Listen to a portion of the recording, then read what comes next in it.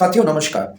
Outside of syllabus में मैं आबू शर्मा एक और नया वीडियो लेके आ गया। जो लोग हमको चैनल में देखा, शायद आप लोग समझ पा रहे हैं, मेरा फ्रीक्वेंसी कैच कर पा रहे हैं, जो मैं किस विषय पर नज़र डालना चाहता हूँ, किस विषय पर प्रकाश डालना चाहता हूँ।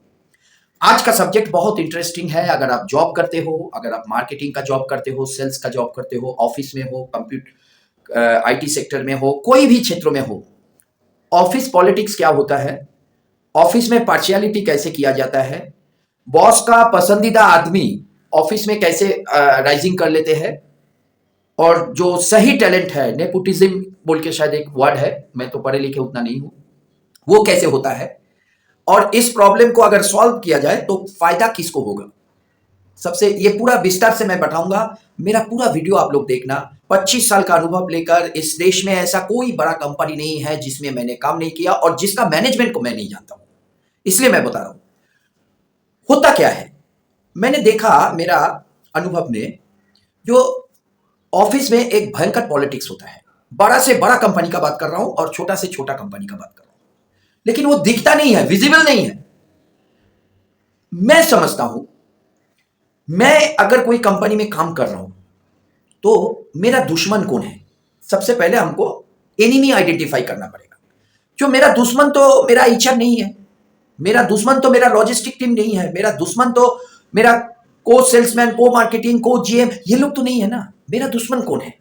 कॉर्पोरेट वर्ल्ड में या बड़े कंपनी हो और छोटे छोटे जो कंपनी है, 50 करोड़ का, 100 करोड़ का, 150 करोड़ का, 200 करोड़ का, 250 करोड़ का, ये जो कंपनी है, यहां मैंने देखा इन लोगों को एनिमी पता नहीं है, ये आपस में लड़ते रहते हैं।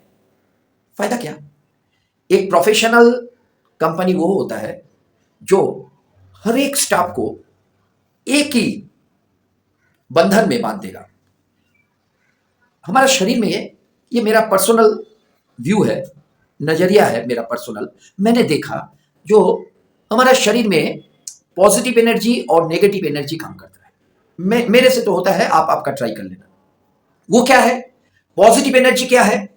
जो हम कुछ अच्छा करें, मान लीजिए लास्ट नाइट में आपने बहुत रिच खाना खाया, सुबह आपका एक मेंटल इरिटेशन होगा, मेरा पेट क्लियर होगा क्या नहीं होगा, कल रात में मैंने, ये जो इरिटेशन होता है मन में, इसी को कहता है नेगेटिव एनर्जी। अगर हम शुद्ध शाकाहारी अच्छा भोजन लिया रात में, तो हमें मन में कोई नेगेटिव एनर्जी आएगा ही नहीं। तो ऑफिस पॉलिटिक्स में मैंने जो देखा, एक जीएम होता है, ठीक है, वो जीएम क्या करते हैं, इनकम टैक्स का मामले में बहुत अच्छा समझते हैं, या अदर्स जीएसटी वगैरह बहुत अच्छा समझते हैं। अब वो जीएम क्या करते हैं, उस जीएम इनकम टैक्स समझ सकते हैं, लेकिन आपने उसको जीएम बना दिया। आप लोगों का रियलिटी बता रहा हूं, आप लोग जो जहां काम करते हैं, ये यूनिवर्सल लॉ, चाहे आप चेन्नई में हो, चाहे आप कहीं पर भी हो, आप जो जहां है आप इसको फील करते हो।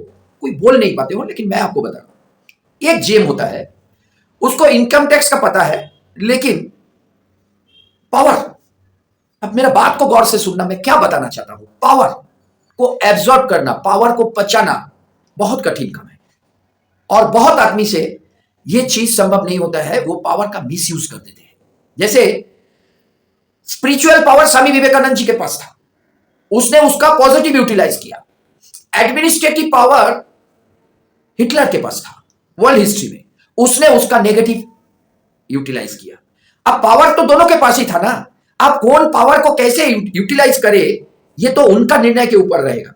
आप इनकम टैक्स के मामले में बहुत जानकार हो, आप जीएसटी के मामले में बहुत जानकार हो, इसके मतलब तो ये नहीं है ना आप पावर को भी सही उपयोग कर सकते हो।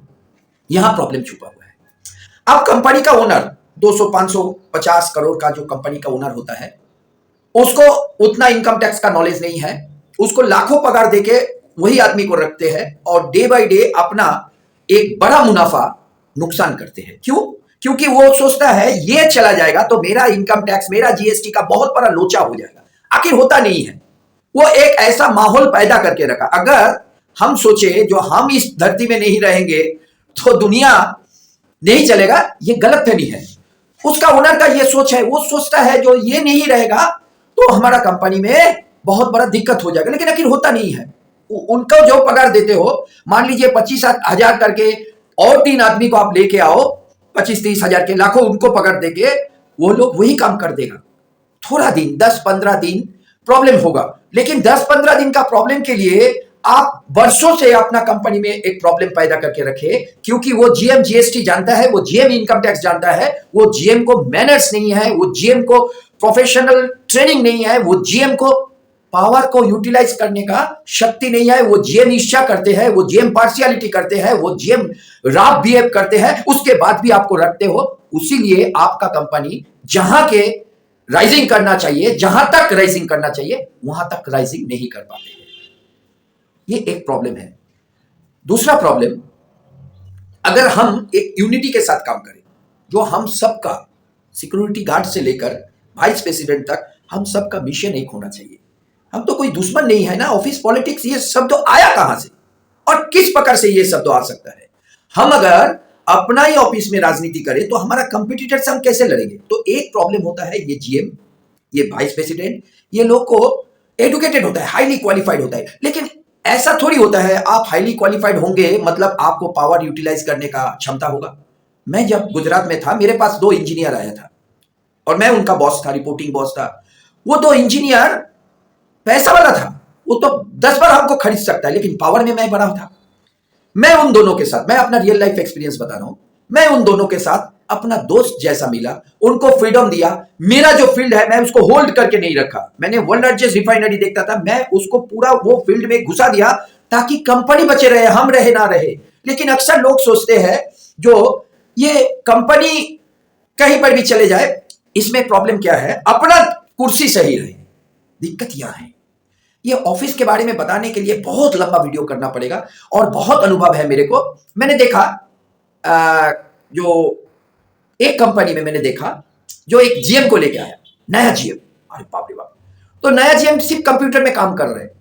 हमको नया बिजनेस लाना है, और जो लोग नया बिजनेस ला रहे हैं, जो डेल्टा बिजनेस ला रहे हैं, 2 करोड़ का बिजनेस ला रहे हैं, उसको नजरअंदाज करके नया जीएम को उसी के सामने आप एक अच्छा खासा पैकेज देके रख रहे हैं, उसको क्या फीलिंग होगा? जो मतलब एक योद्धा की तरह कंपनी के लिए लड़ रहे हैं उसी के सामने। क्योंकि ये जो ओनर होता है ना 50-60 करोड़ का, ये फैमिली बिजनेस में आते हैं, इसको रियलिटी पता नहीं है। ये समाज में, हमारा तो समाज में अलग अलग क्लासिफिकेशन है। ये एलिट क्लास में ही इसका जिंदगी बीत गया, अब ओनर बन गया, एमडी बन गया, इसको रियलिटी पता नहीं है। जो रियलिटी क्या है, कौन लड़ रहा है, कौन सही है, इनको लगता है पीपीटी बना के दे रहा है, हमको प्रेजेंटेशन देगा, कंप्यूटर में टिकटॉक काम कर लेगा, ये सही है, इनको लगता है। लेकिन जमीन में मेहनत करने वाले, उनके लिए काम का नहीं होता है। ये मैंने देखा कहीं पर। तो ये सब ऑफिस में ये जो विषय है, इस विषय में चर्चा करना बहुत लंबा वीडियो होगा, हम धीरे धीरे बारीकी से करेंगे। तो एक चीज में जो 200, 500, 50, 60, 100 करोड़ का है, ओनर है, मैं उनको बता रहा हूं, आप वो इनकम टैक्स के जानकार है और जीएसटी के जानकार है। आपका जो पुराना जीएम, मान लीजिए 20 साल से आपके रिश्ता है, लेकिन जमाना बदल गया, और ये बदलते हुए जमाना के साथ आप नए जमाना को जगह नहीं दोगे ना, तो आपका बिजनेस का बहुत बड़ा नुकसान हो जाएगा। आप सोचना, अगर उनका मैनर सही है, अगर वो पावर को सही तरीका से यूटिलाइज कर सकते हैं, अगर वो मैनेजमेंट ठीक से कर सकते हैं, सिर्फ इनकम टैक्स से और सिर्फ जीएसटी से एक कंपनी रन नहीं होता है।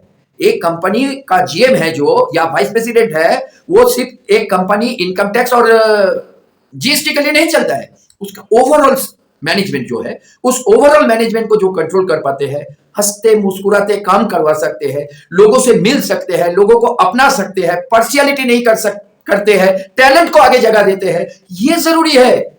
ये कहां है, कितना कंपनी में है, इसके ऊपर मैं विस्तार से काम करना चाहता हूं। कोई भी कंपनी, अगर आपको महसूस हो जो मैं बात बोला उस फ्रीक्वेंसी को, अगर कोई भी कंपनी 250 करोड़ का जो कंपनी है, अगर मेरा बात का फ्रीक्वेंसी को आप पकड़ पाया तो आप मेरे से संपर्क करना, हम आपको बताएंगे कैसे ये बदलाव हो सकता है।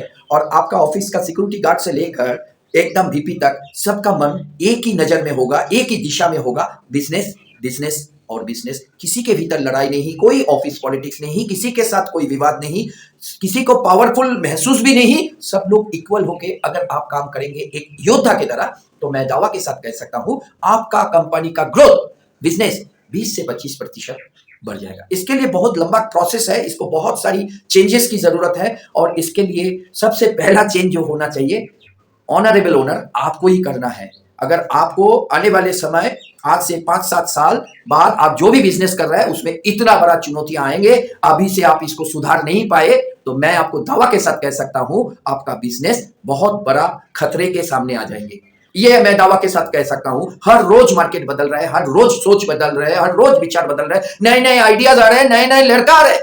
तो यहां अगर आपका मैन पावर जो सबसे बड़ा एसेट होता है, फंडिंग कुछ बात नहीं, मिल जाएगा। वो आपका जो जीएसटी का जानकार वो हजारों मिल जाएगा, लेकिन कंप्लीट मैन पावर जो उसका मेंटली फिट हो, फिजिकली फिट हो, वो जरूरी है। वो कहीं नहीं मिलता है साहब, आज का दिन में सबसे बड़ा दिक्कत है। इसीलिए मैन पावर डेवलपमेंट के ऊपर अगर आपको काम करना है, मैं आबू शर्मा पिछले 25 सालों से मार्केटिंग और पब्लिक रिलेशन फील्ड में पूरा इंडिया घूमा हूं। हाँ, मैं ग्रेजुएशन कंप्लीट नहीं किया, लेकिन मैंने तो इंसानों को पढ़ा ना। एक एक इंसान मेरे लिए एक एक किताब के बराबर है, और मैंने न जाने इतना कितना इंसान को पढ़ लिया। शायद ऑक्सफोर्ड यूनिवर्सिटी का लाइब्रेरी में उतना किताब नहीं है जितना इंसान को मैंने पढ़ लिया। समाज का हर क्लास के साथ मैंने मिला, हर क्लास के साथ मैंने बात किया। तो ये अनुभव से मैं आप लोगों का निवेदन कर रहा हूं, जो अगर आप कर सकते हो करो, अगर मेरा सहयोग की जरूरत है मैं जाऊंगा, लेकिन ये चेंजेस बहुत जरूरी है आने वाले समय के लिए। बहुत बहुत शुक्रिया, नमस्कार, मैं आपका आबू।